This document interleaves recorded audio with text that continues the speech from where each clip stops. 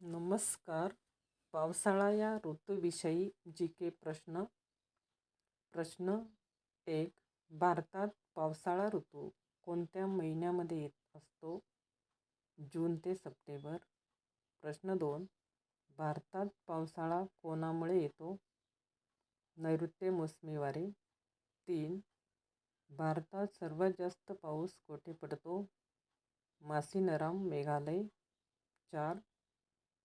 पावसाचे मापन कोणत्या उपकरणाने केले जाते? वर्षामापक.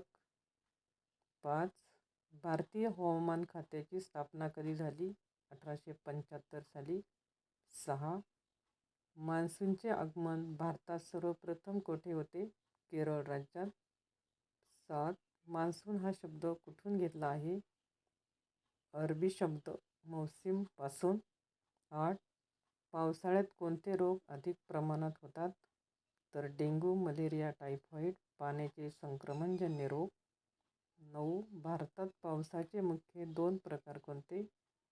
नैऋत्य मान्सून, ईशान्य मान्सून. 10. भारतात ईशान्य मान्सून मुख्यतः कोणत्या राज्यात पाऊस घडवतो? तामिळनाडू.